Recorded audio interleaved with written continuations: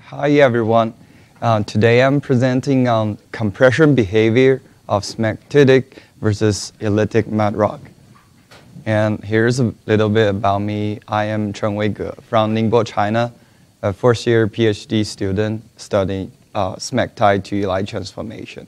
I got my master's degree from MIT last year, and I graduated in 2012 from University of Minnesota. The key observations for this research is that the hydrothermal treatment of gum-EI material has converted smectite to smectite-illite mixed layer. This treatment increased porosity at a given effective stress and also increased permeability at a given porosity. So the converted gum-EI compressibility is unexpected, and the converted mixed layer particle are smaller than well-crystallized illite particle. And here's the structure of the talk. So I will go over the concept model, then observe the behavior from my experiments, then interpretation of the microstructure change and status of a new device. And here's a background from Mondo that this is a porosity and that's effective stress. If we reduce the smectite content of a material, the porosity will reduce at a given effective stress. And with this in mind, I have the conceptual model. So the red curve represents a smectitic mud rock, and the blue curve represents an illite mud rock. So if I start to compress to 0.1 and fix the piston, then the effective stress reduced because of material relaxation, then I heat up the material to cause transformation. And during the transformation, water is released from the smectite interlayer causing overpressure. Then effective further reduced to 0.3. And then I cool down the equipment and compress again to see how does the compressibility change due to the mineral conversion. So hypothesis A think it will go towards illite behavior. And then hypothesis B thinks that it will not change the material. So with this in mind, I start my test like this. So first, I have material from Gulf of Mexico, and it's about 8,000 feet deep in the Gulf. And I leach out the natural salts, then adding in 3 more per liter potassium chloride and causing the transformation in this little cooker. Then I resediment with 3 more per liter potassium chloride, then do a CRS test. In comparison, I have original material following the same procedure and do a CRS test. Here is the sketch of my CRS device. So here is a sample and it's compressed in the middle. And when you compress the material, so pore pressure is increasing and it's measured using the pore pressure transducer. But there is an upper limit for the cell, so it's about 2 MPa. So in order to safely compress the material to 100 MPa, I have integrate a constant rate of strain and a constant pore pressure method together. So as we can see, it starts with 0.6 and the pore pressure increased linearly, but at a certain point, the pore pressure starts to increase exponentially. So when it hits the equipment limit, then the control algorithm changes to constant pore pressure. Then the strain rate drops to about 0.1. And in this way, we can safely compress the material to 100 MPa. So here is the data from the CRS test. Then the red curve is the original material. Then the blue curve is cooked material. And we can see that at higher, low effective stress, that at given effective stress, the cooking material has a higher porosity. And when it compresses to a high effective stress, two curves converge together. And add in RBBC, which is my hypothesis A. And we can see my data is on the opposite side as the RBBC. So here, let's see how does the compressibility change. So the cooking material and the original material has a similar compressibility. Just the cooked material is a little bit less compressible than that. Then RBBC, we can see it is a much stiffer material. And again, if we compare to the literature, that we see the opposite side of my observed data with the literature. And here's the permeability data from the test. Here's the cooked material, and the red curve is the original material. The cooking material started about the same permeability at high porosity, but when porosity decreases, the cooking material is more permeable than that. This just in fabricate of the clay matrix, we have a bigger pore space. And if we adding in the RBBC, so the more elliptic RBBC has the highest permeability, then the slope of the change in permeability is similar of RBBC and the cooking material. So to conclude the behavior change of the cooked versus original material, we can see the cooked gum EI material is less compressible than the original one. Then also, if we compare the permeability, that the cooked material is more permeable. In order to understand why does the behavior change like this, we look into the mineralogy composition of the material. So on the left side, this is the original material. It has about 40% of smectite, 30% of mixed layer, and about 10% of illite. And because the cooked material, we can see this is a more elliptic than the original material. There is a huge increase in the mixed layer phase. Then the illite stays about the same. Then the RBBC, also it is a more elliptic than the original one. But we can see the difference. The well-crystallized illite is the dominant phase in the BBC. So here, let's look at the typical particle dimension of those clay minerals. So start with smectite. Smectite is really small particle, and from X-ray diffraction analysis, we know that in gum EI, the thickness is about 5 nanometer. And from literature, it's about 25 nanometer in width. And the original and cooked mixed layer particle has increased double the size of smectite, and the width is unknown.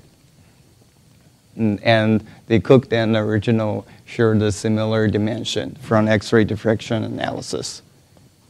And from illite, that this both has increased a little bit, but it is much smaller than a well-crystallized illite in Boston blue clay. So in a well-crystallized illite particle, the dimension is the thickness about 25 nanometer, and the width can grow up to 1,000 nanometer. And with the mineralogy data, from here we have the composition of each phase, and also we know the thickness of each clay mineral. That in that way, we can calculating the specific surface area using this empirical equation. So I calculate SSA for each mineral and take the average, weighted average for the whole thing and multiplies by the clay fraction. And I can get the numbers here. And we can see the cooked material SSA has reduced about 20%. This suggests that the particle size is increasing, but the cooked material is still twice the number of RBBC. So the particle size has not reached to RBBC. Also, I look into the fabrication of a material. And thanks, Almer, doing the SEM for me. So on this side, this is original material, and this is cooked, and this is RBBC. So then I zoom in into a little square. For this, we can see a more smeared structure, and this we can see more distinctive and a bigger pore size. And the clay aggregate is less aggregated compared to the original one. And if we compare the cooked versus the RBBC, that we see similar structure, that we have a larger pore size and less aggregated clay aggregates. And here is a much bigger magnification, and both image is at the same gravimetric porosity. But we also see that the cooked material has a larger pore size, and the clay aggregate is more distinctive. And I also noticed that this clay fabrication is more rigid. It also has more surface to edge contact. This might explain why it has a higher porosity at the same effective stress. Yeah, to conclude that from the analysis that the converted particle are slightly larger than the source smectite. The SSA reduced about 20%, but it is still twice than BBC. And SSA analysis is consistent with permeability change, but not the compressibility change. And based on the SEM image, that we see that the clay particle is smaller and less aggregated and much larger pore between the particle. And the cooked material has more edge surface contact. So for future work, and from the observation that I can add in one more hypothesis, which I had given at a more higher porosity. So for the future work, I will compress the original Gulf material to 5 MPa and hold the deformation. Heat the material to 200 C for 1 month and cool down to room temperature. Measure the stress reduction. That way we can tell if we have overpressure generation.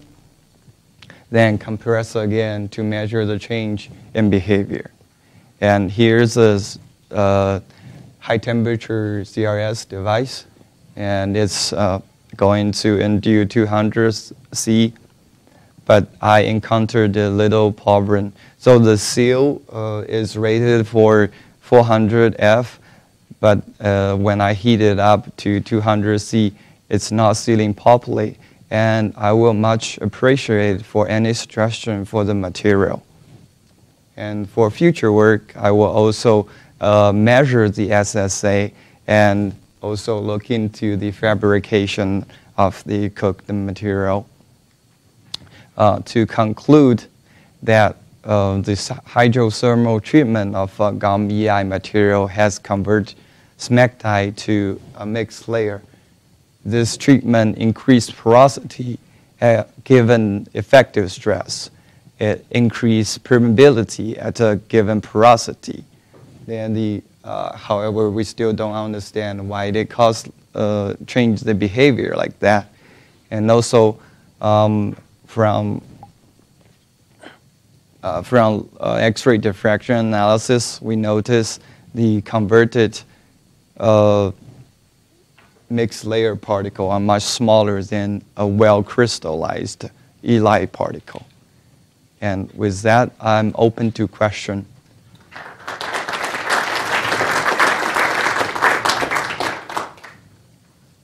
Questions for Chung Wei? Start here with questions. And I have Will has given his talk, and he needs a little exercise.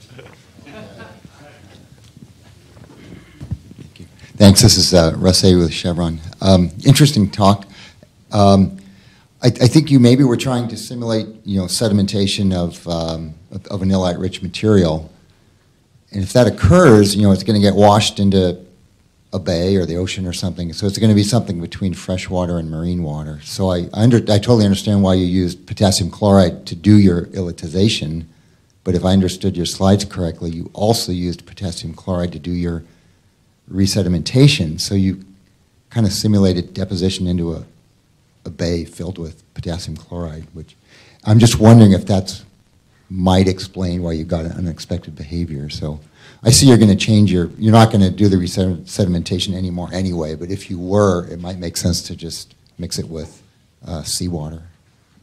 Oh, so the question is, during the conversion I use a potassium, but during the resedimentation, why do I not use sodium chloride, but use potassium chloride? So if you remember last year's talk, I have converted material, so it's in potassium chloride. Then I leach out the potassium chloride and resediment in sodium chloride. I still see the similar behavior.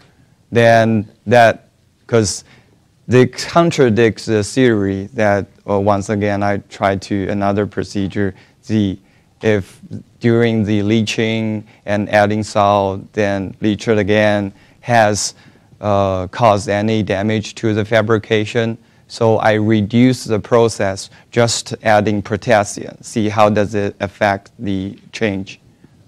Okay, thank you.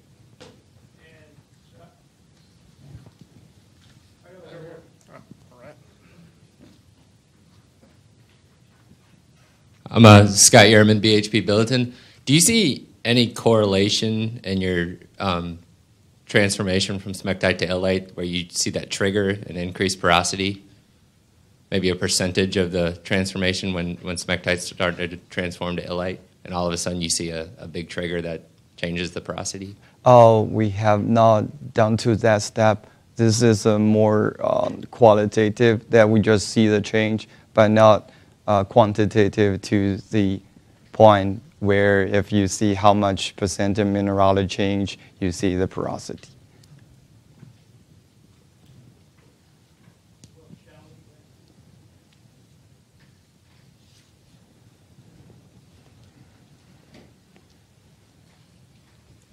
Yeah, it's very good work. It's Xiaoli Liu from Standard Arco. Can you come back to the slide, the 18?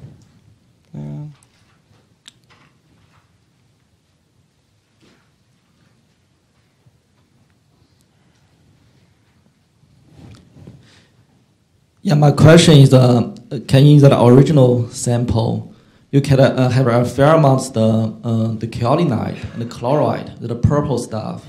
But in your cooked sample, the chloride is gone. What do you think the driver for that?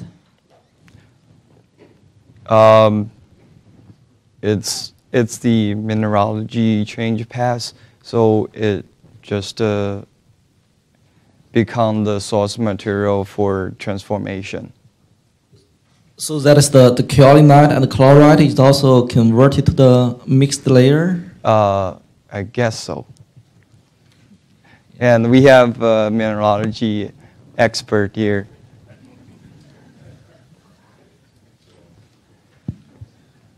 Roy Daister at Shell. The chlorite and the kaolinite in the original material is a relatively small amount. With increasing temperature, you would expect the kaolinite to disappear, especially at these temperatures. And whether the chlorite is in the batch material that he's ended up with at the end of the experiments is unknown. It is, 1 or 2%. It's not significant for this reaction.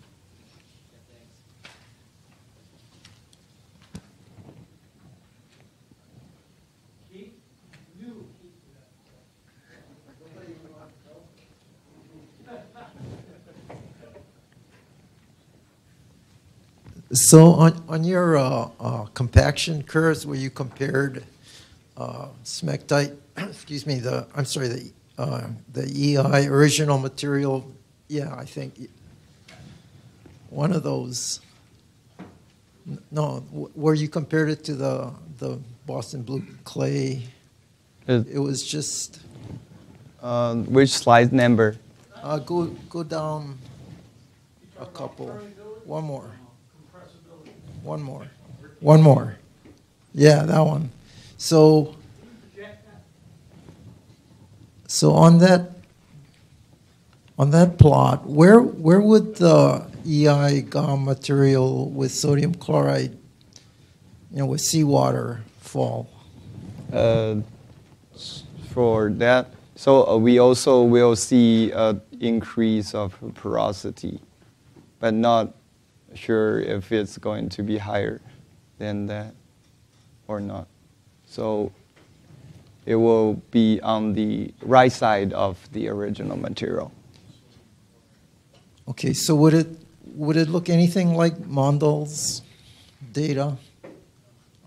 No. Nando's data is totally opposite side. So if you have a cooked material, then it's going to lower porosity. So the MIT data or the geofluids data is higher or lower in porosity compared to Mondal's smectite? Does anybody? Oh, so Mondal's data, he is using the commercial pure clay mineral. Okay. Yeah. So there's no silt or anything. All right, thank you. Can I just make one, and then we have, you in the back, or maybe you're going somewhere. But one, go ahead, Will. Sorry. I just want to make a first order comment for everybody to understand this, and I think everybody's got this.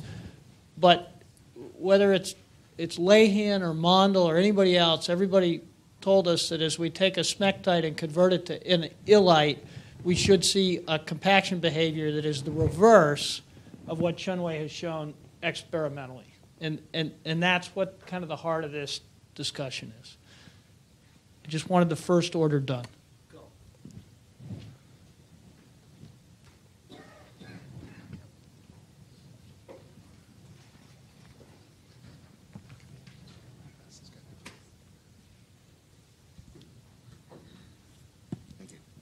Yao Yu from Hess. Have you thought about running a pair of controlled experiment where you use not potassium but sodium chloride and heat it up to 200 degrees C and whatever temperature you have, and run just another pair of experiment with just normal salt water sodium chloride but heating it up the same process, so we can see what's the effect of basically just simply cooking it instead of cooking while trying to do the elitization has to this kind of mud rock behavior. Yeah, we can do it, but it's just the 10 issue, because if we just have sodium, the reaction rate will be really slow in literature, but it has not been tested. How does it react with just sodium? Yeah, I guess that's my point, is run an experiment without attempting to have the reaction happen, just to see what heating it up does to the mud rock itself. Yeah, it could be added up to for next year. One last question here. Bill?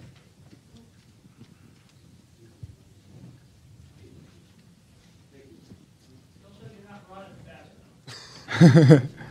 until I just face plant. Oh, you said Phil. He was joking.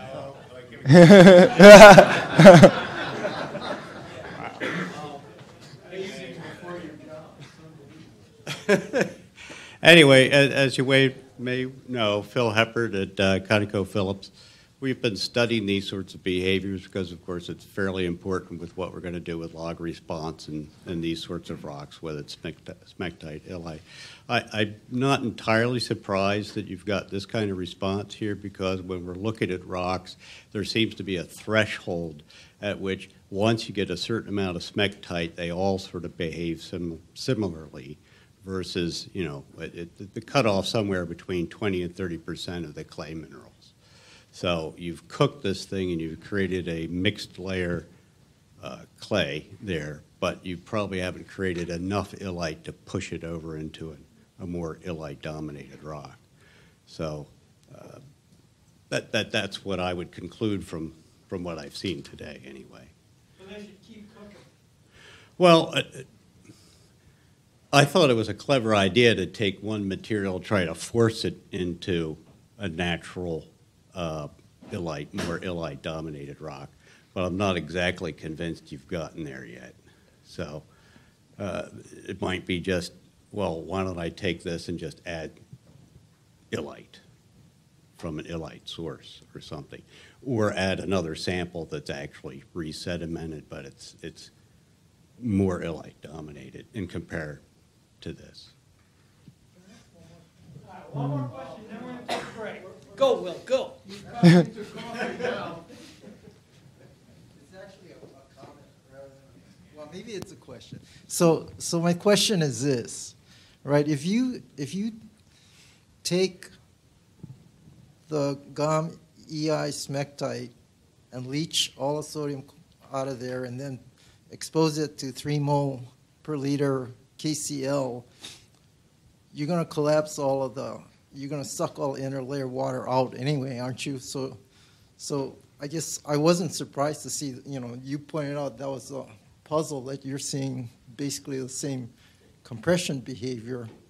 I guess I sort of expected it to be the same, which is why I was asking how would that thing compare with sodium chloride in it, right? Where you would actually you'd start out with 1 or 2 interlayer molecular layers at the start. So am I right that if you expose leached smectite to 3 mol KCl, that you'd basically collapse all interlayer water out of there? I have basically just adding the potassium chloride, and I do see the from X-ray diffraction, the interlayer is reducing. Just reducing by a lot or a little? Or? It's collapsed to 10 angstrom from the X-ray diffraction analysis. But I haven't done anything with effective stress inside and to measure if it's the interlayer is released to the pore water.